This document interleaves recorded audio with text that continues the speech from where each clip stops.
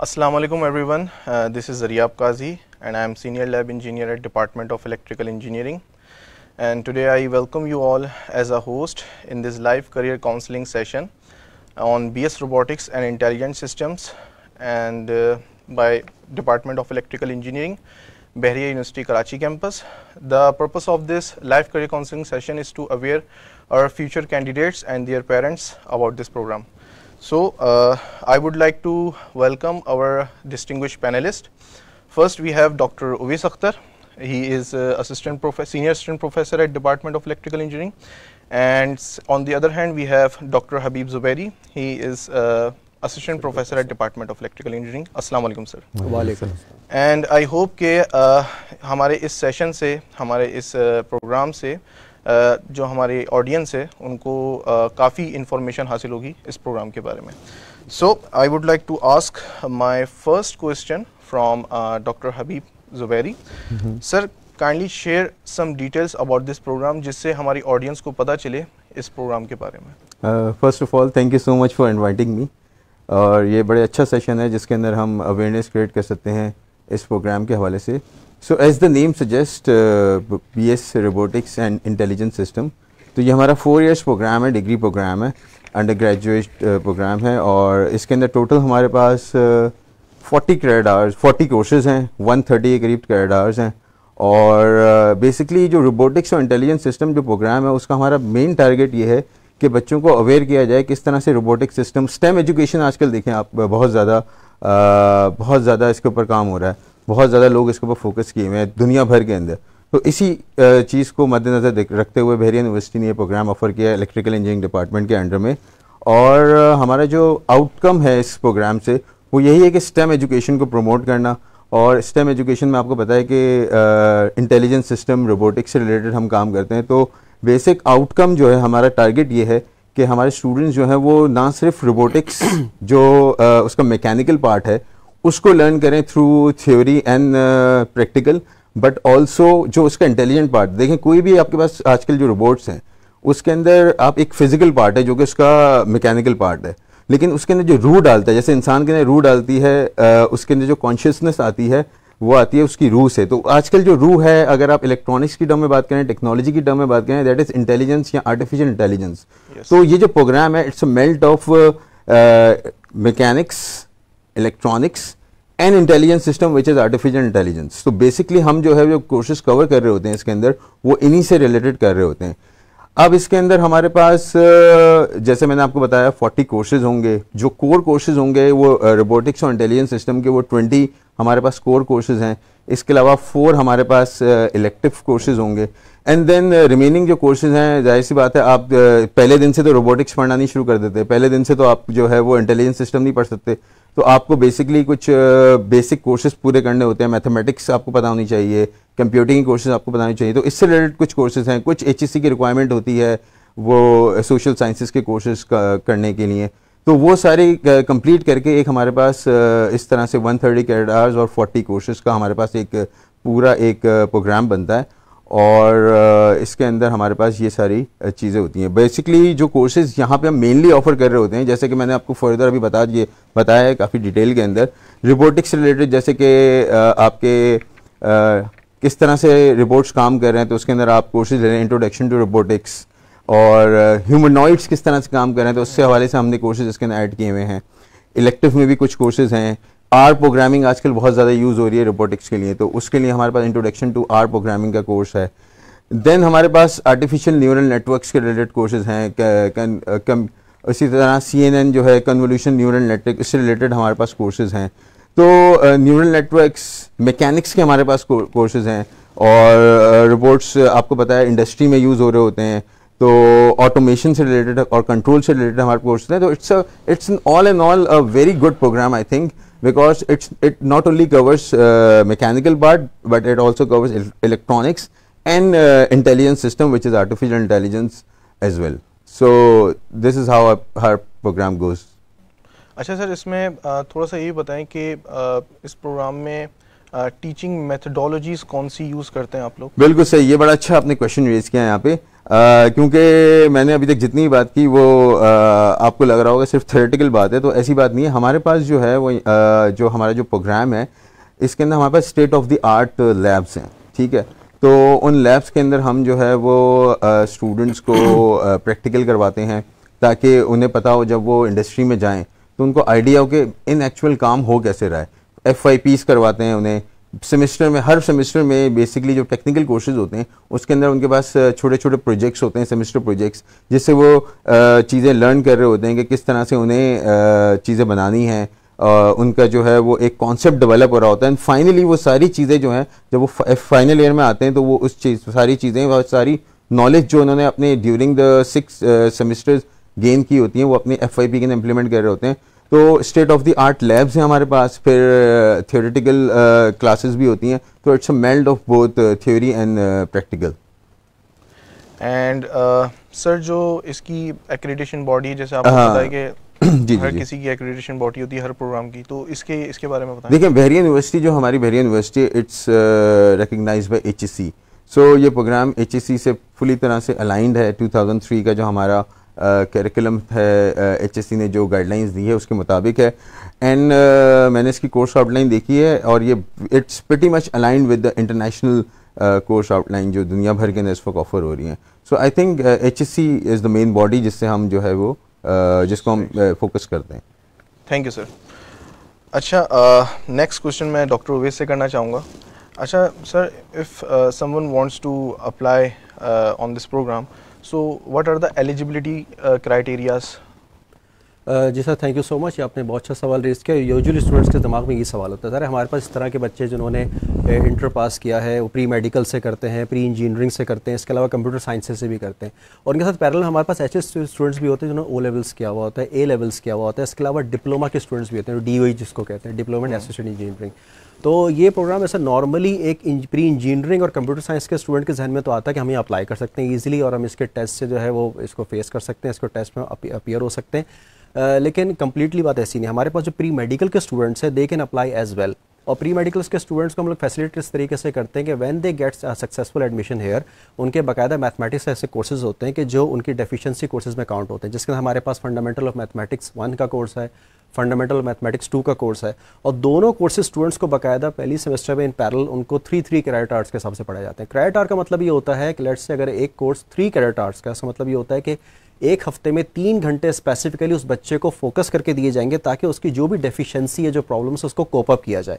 तो ये बच्चे जो प्री मेडिकल के हमारे पास जब यहाँ पे अप्लाई करते हैं और जब इस प्रोग्राम के अंदर आते हैं तो डेफिनेटली उनकी मैथमेटिक्स काफ़ी वीक होती है और वो कंफ्यूज भी बहुत होते हैं कि भाई हम इसको फेस कर पाएंगे नहीं कर सकेंगे। जैसे डॉक्टर साहब ने बताया कि भाई इसमें चूँकि आर्टिफिशियल इंटेलिजेंस का पार्ट भी है, प्रोग्रामिंग इसमें इंक्लूड हो रही है, रोबोटिक्स में मेनली हम हार्डवेयर पढ़ रहे होते हैं, तो उसमें सारी कंट्रोल, डायनामिक्स, इंजीनियरिंग इन्वॉल्व होती है, इसमें प्योरली मैथमेटिक्स ही चल रही होती है, बेस लाइन मैथमेटिक्स हमारी। तो उस मैथमेटिक्स के अंदर हमें नॉलेज रिक्वायर्ड होती है, कैलकुलस की रिक्वायर्ड होती है, डिफरेंशियल इक्वेशन की रिक्वायर्ड होती है, हमारे पास इंटीग्रेशन, डिफरेंशिएशन, और ह्यूमन ये बच्चे पढ़ के नहीं आ रहे होते मेडिकल वाले। तो फर्स्ट सेमेस्टर के अंदर हम लोग बाकायदा 2 कोर्सेज में जो कि 6 क्रेडिट आवर्स के ओवरऑल है, हम यहाँ बैठ के इन बच्चों की डेफिशिएंसीज को हम कवर अप करते हैं और ताकि वो अलाइंड विद अदर स्टूडेंट्स आ जाएं और वो कंप्यूटर साइंस से इंटर के स्टूडेंट्स के बराबर आ जाएं। अब एक और यहाँ पे क्वेश्चन ये रेज होता है कि भाई कितने % मिनिमम रिक्वायरमेंट है? 50% मिनिमम रिक्वायरमेंट है जो कि HEC की रिक्वायरमेंट है। So if anyone who has got achieve 50% marks in intermediate HSCC तो वो उसके अप्लाई कर सकता है। अगर वो A लेवल से उसका ताल्लुक है, डिप्लोमा से, तो उसकी इक्विवेलेंसी IBCC से बनवा सकता है। इक्विवेलेंसी हमारे पास IBCC की होती है और हमें HEC HSSC के इंटरमीडिएट की इक्विवेलेंट हमें इक्विवेलेंसी देता है, जिसकी बेस पे स्टूडेंट यहाँ पे टेस्ट में अपीयर हो सकता है। Thank you very much sir. अच्छा सर, आपको पता है कि यूनिवर्सिटी में एडमिशन लेने के लिए एक मैंडेटरी क्राइटेरिया होता है, वो होता है एंट्री टेस्ट, जो हर किसी स्टूडेंट को देना पड़ता है। तो बहरिया यूनिवर्सिटी में भी आप जानते होंगे कि एंट्री टेस्ट होता है जिसको हम कंप्यूटर बेस्ड टेस्ट कहते हैं, CBT। तो ये जो CBT है इसकी स्टूडेंट्स किस तरह से तैयारी करें और उसका पैटर्न क्या होता है, इसमें कौन से सब्जेक्ट्स होते हैं, इसके बारे में बताएं। सबसे पहली चीज़ तो है कि स्टूडेंट पूछता है कि क्या हमारे 100% टेस्ट के मार्क्स ही इंक्लूड होंगे, यानी कि उसी की बेस पे हमें एडमिशन मिलेगा, क्या यही क्राइटेरिया है? तो इसका जवाब है नहीं। आपका जो परफॉर्मेंस मैट्रिक में होती है, जो परफॉर्मेंस इंटर में होती है, वो भी यहाँ पे इवैल्यूएट की जाती है। आपके 10% मार्क्स जो है वो मैट्रिक के सिस्टम के काउंट होते हैं, 40% मार्क्स आपके इंटरमीडिएट या फिर HSCC काउंट होते हैं और रिमेनिंग जो 50% होता है आपके टेस्ट के काउंट होते हैं। अब जो टेस्ट हमारा जैसे 50% जिसके मार्क्स वेटेज यहाँ पे काउंट किया जा रहा है, उसकी जो खुद जो डिवीजन है वो इटसेल्फ इस तरह के आपके पास 100 क्वेश्चंस में 30 क्वेश्चंस इंग्लिश के हैं, उसमें स्टूडेंट से बेसिक अलजबरा के और वर्बल सेंटेंसेस के क्वेश्चंस पूछे जाते हैं। आपके मैथमेटिक्स हमारे पास है, उसके अंदर हमारे पास ट्रिग्नोमेट्री है, एनालिसिस है, और इसके अंदर जो बेसिक क्वेश्चन जो भी उन्होंने स्कूल में लर्न किया होता है, हाई स्कूल में पढ़ा होता है, वो फोकस किए जाते हैं। फिर हमारे पास 10% मार्जिन रखा गया फिजिक्स का और बाकी 15% मार्जिन रखा है एनालिटिकल रीजनिंग का। एनालिटिकल रीजनिंग का मतलब ये होता है कि जो स्मॉल पैटर्न्स हैं, पजल बेस्ड क्वेश्चंस हैं और जिनसे स्टूडेंट के थिंकिंग एबिलिटी को टेस्ट किया जाए, उसको जज किया जाए कि वो सोचता कैसा है, उसका हमने सेल्फ क्राइटेरिया रखा। इस तरीके से 100% ओवरऑल वेटेज पूरे टेस्ट का कवर होता है। Thank you very much sir. अच्छा, नेक्स्ट क्वेश्चन मैं डॉक्टर हबीब से करना चाहूँगा। सर, थोड़ा सा फीस स्ट्रक्चर के बारे में बताएं कि पर क्रेडिट आवर या पर कोर्स क्या फीस स्ट्रक्चर है? बेसिकली जो हमारी यूनिवर्सिटी है उसका जो फ़ीस का क्राइटेरिया है वो पर क्रेडिट आवर के हिसाब से होता है। तो इस वक्त जो बड़ी रीज़नेबल फ़ीस है हमारी 5750 पर क्रेडिट आवर कोर्स है, पर क्रेडिट आवर फीस है। और अगर आप इसको देखें तो नॉर्मली हमारे पास जो कोर्सेज़ होते हैं वो 3 क्रेडिट आवर के होते हैं, 4 क्रेडिट आवर के होते हैं, डिपेंडिंग अपॉन के उसके अंदर लैब्स हैं कि नहीं है। तो अगर आप उसको 4 से या 3 से मल्टीप्लाई कर लें तो आपके पास पर कोर्स की आ जाती है। तो इस तरह से आप जो है वो total number of credit hours को अगर आप काउंट कर लें तो आपके पास पर सेमेस्टर की फ़ीस आ जाती है। तो अमूमन 80,000 के अप्रॉक्सीमेट फ़ीस बनती है ये, अगर आप फर्स्ट सेमेस्टर की फ़ीस काउंट करें। और उसके अंदर जो है वो बाकी जो एडमिशन फ़ीस और जो सिक्योरिटी डिपॉजिट है वो इंक्लूड नहीं है। वो तो वन टाइम फ़ी है, तो वो आपने एक दफ़ा देनी है एंड देन आपके पास जितने क्रेडिट आवर आपके हर सेमेस्टर में ऑफर हो रहे होंगे उसको आप 5750 से मल्टीप्लाई कर दें। तो इस तरह से आपके पास एक ईजिली आप फ़ी जो है वो अप्रॉक्सीमेटेड फ़ी मालूम कर सकते हैं अपनी। Thank you very much sir. Now let's talk about the very important question जो हर स्टूडेंट के जहन में होता है, और ये क्वेश्चन जो है वो मैं डॉक्टर ओवैस से करना चाहूँगा कि जब स्टूडेंट कोई भी ये 4 साल का प्रोग्राम जो है वो पास आउट कर लेता है, यानी कि यहाँ से कंप्लीट कर लेता है, तो उसके बाद वो कौन सी इंडस्ट्रीज़ को टारगेट करे या इस प्रोग्राम के करियर प्रोस्पेक्ट्स क्या होंगे, थोड़ा सा इस बारे में बताएं। सर, सबसे इम्पॉर्टेंट चीज़ तो ये जो कि एक हमारे यहाँ एक कॉन्सेप्ट चल रहा है कि हम हार्डवेयर को लर्न कैसे करें आर्टिफिशियल इंटेलिजेंस के बेस के केस में। तो robotics is the only program के जब से हम लोग हार्डवेयर इंटरफेसिंग को या फिर हार्डवेयर की नॉलेज को बहुत बेहतरीन तरीके से जस्टिफाई कर सकते हैं। हमारे पास चाहे वो इंडस्ट्रियल ऑटोमेशन का सेक्टर हो, इंस्ट्रूमेंटेशन का सेक्टर हो, पावर सिस्टम्स का सेक्टर हो, हमारे पास इनफैक्ट ऐसी इंडस्ट्रीज़ हैं जो कि ऑटोमेटेड ट्रांसपोर्टेड सिस्टम पे चल रही हो। जैसे आपने सुना होगा कि हमारे पास उबर कार हैं, ड्राइवरलेस कार्स हैं। इसके अलावा जो आजकल चैटबॉट्स आ रहे हैं जिस पे कंज्यूमर्स को बाकायदा एंटरटेन किया जाता है, वो जितने भी चैटबॉट्स चाहे वो सॉफ्टवेयर लेवल बेस्ड हो चाहे वो हार्डवेयर लेवल बेस्ड हो, उनके तमाम उसके अंदर रोबोटिक्स की नॉलेज बहुत इंपॉर्टेंट है। अब जैसे सर ने बताया, डॉक्टर साहब ने, कि इंटेलिजेंट सिस्टम का मतलब है कि आर्टिफिशियल इंटेलिजेंस। तो आर्टिफिशियल इंटेलिजेंस को हम जब मर्ज करते हैं इसके साथ बैठ के, तो हमारे पास आप देखेंगे ड्रोन्स का कॉन्सेप्ट आता है। ड्रोन्स को खुद ब खुद ऑटोमेटिकली फ्लाई करते हैं, ऑटोमेटिक पिक्चर्स लेते हैं, इसमें कंप्लीट इमेज प्रोसेसिंग का एरिया आता है। कंप्लीट हमारे पास वो तमाम एग्रीकल्चर का एरिया आता है जिसकी फ्यूचर में पाकिस्तान को हमारे पास नीड है। तो हमारे पास ना सिर्फ लोकल नेशनल लेवल पर बल्कि इंटरनेशनल लेवल पे भी थ्रू आउट मिडल ईस्ट हमारे पास इसके जॉब्स का एक बहुत बड़ी अपॉर्चुनिटी है स्टूडेंट्स के लिए, कि स्टूडेंट जो है इस चीज़ के अंदर, रोबोटिक्स के अंदर अपने आप को इन्वॉल्व करके इंडल्ज करके नेक्स्ट 5 to 10 ईयर्स में, कि जब हमारे पास एक बहुत बड़ा एरो होगा इंडस्ट्रियल डायनामिक ऑटोमेशंस का, और वहाँ पे आके इसको स्कोप को कोप अप कर सकें। Thank you very much sir. अच्छा सर, ड्यूरिंग स्टडीज़ स्टूडेंट्स जो है वो काफ़ी सेचुरेट हो जाते हैं पढ़कर, प्रोजेक्ट्स, फिर क्विज़ेस, फिर एग्ज़ाम्स, और ये साइकिल रिपीट होता रहता है हर सेमेस्टर में। तो थोड़ा सा यानी कि उनको थोड़ा सा डाइवर्ट करने के लिए इन अ हेल्दी वे कोई एक्स्ट्रा करिकुलर एक्टिविटीज़ यहाँ पर होती हैं या नहीं होती?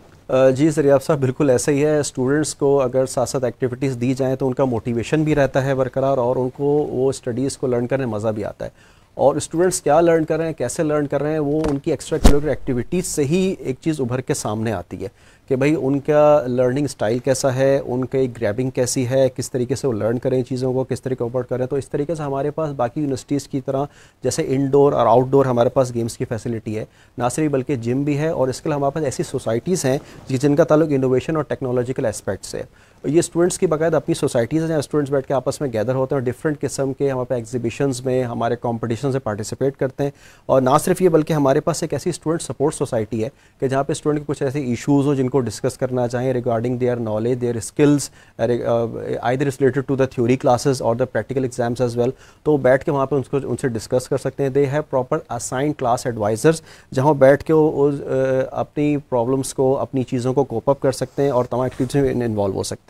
और हमारे पास जो हमारे पास सोसाइटीज़ है उसमें हमारे पास एक बहरिया सोसाइटी ऑफ रोबोटिक्स भी है, जो कि बाकायदा जिसका फोकस मेन टारगेट ये होता है कि हम उन स्टूडेंट्स को कि जो बेसिकली इस थीम को, आर्ट को लेके इस प्रोग्राम के अंदर आए हैं, जिन्होंने एडमिशन लिया है, वहाँ पे बैठ के उनसे रिलेटेड प्रोजेक्ट्स पे काम करें और सब्जेक्ट वाइज प्रोजेक्ट में स्किल्स को लर्न करें और उसको इन्हांस करें।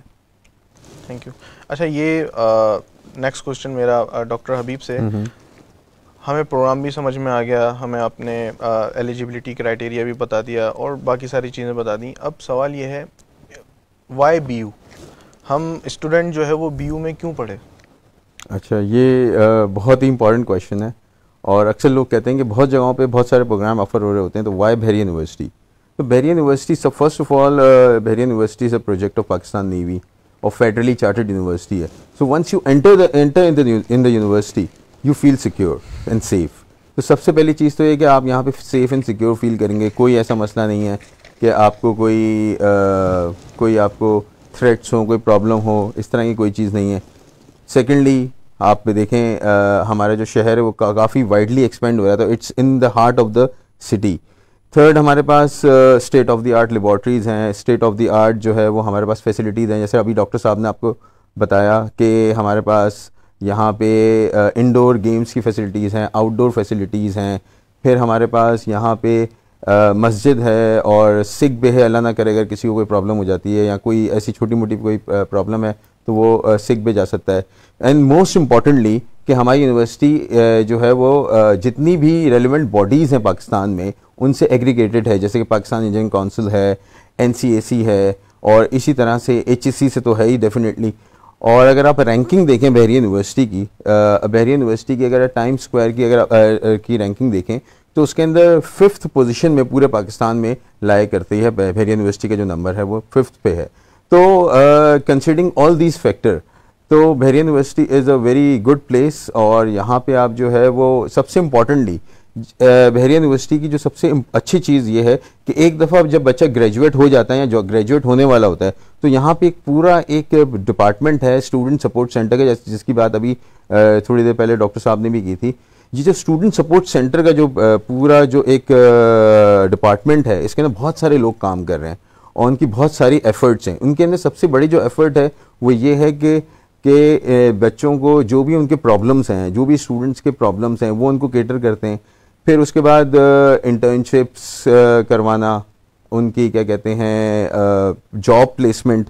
तो अभी जो हमारे पास डेटा है उसके हिसाब से 75% of our student get job within 3 months, ये डेटा कहता है। और रिमेनिंग 25% जो है वो विद इन 6 months जो है वो अपनी जॉब एक्वायर कर लेते हैं, चाहे वो किसी भी डिपार्टमेंट के हों, चाहे वो मैनेजमेंट के हों या इलेक्ट्रिकल के हों या what ever the case is. तो दिस इज़ द डेटा और डेटा को आप वेरीफाई कर सकते हैं डेफिनेटली। तो ये सबसे बड़ी बात है। फिर स्टूडेंट सपोर्ट सेंटर जो है हमें सपोर्ट करता है जॉब प्लेसमेंट में। तो ये सारी चीज़ें हैं, इन सारे फैक्टर्स को कंसिडर करते हुए आई वुड से कि Bahria university is one of the best option and I welcome all the new students के वो बहरिया यूनिवर्सिटी को ऑप्ट करें, इस ऑप्शन को ऑप्ट करें। और यहाँ पे जो एडमिशन्स आ रहे हैं नेक्स्ट, उसमें जो है वो एडमिशन टेस्ट दें और हम उन्हें वेलकम करेंगे अपने डिपार्टमेंट में रोबोटिक्स एंड इंटेलिजेंस सिस्टम के प्रोग्राम में। Thank you very much, sir. So I'm going to conclude this live career counseling session on BS Robotics and Intelligent Systems, and I would like to thank our esteemed panelists, Dr. Habib Hussain Zubairi and Dr. Owais Akhtar, कि इनकी valuable insights के ज़रिए ही हमें जो है वो एक information, अच्छी इंफॉर्मेशन प्रोग्राम के बारे में, यूनिवर्सिटी के बारे में मिल सकी है। एंड मैं अपनी ऑडियंस का भी जो है वो शुक्रगुज़ार हूँ कि उन्होंने जो है वो हमें ज्वाइन किया। एंड अगर एडमिशन से रिलेटेड आपको कोई भी मालूमात हासिल करनी हो, इन्फॉर्मेशन रिक्वायर्ड हो, तो आप डिपार्टमेंट को कॉल कर सकते हैं, उनको ईमेल कर सकते हैं। एंड मोर ओवर अगर इस प्रोग्राम के हवाले से आपको कोई इन्फॉर्मेशन रिक्वायर्ड हो तो आप हमारे डिपार्टमेंटल कोऑर्डिनेटर को ईमेल कर सकते हैं। आपको ईमेल एड्रेस जो है वो या स्क्रीन पर या तो फिर आपको ऊपर जो है वो मिल जाएगा। So thank you very much again. आपका अपना बहुत ख्याल रखिएगा। अस्सलाम वालेकुम। Thank you.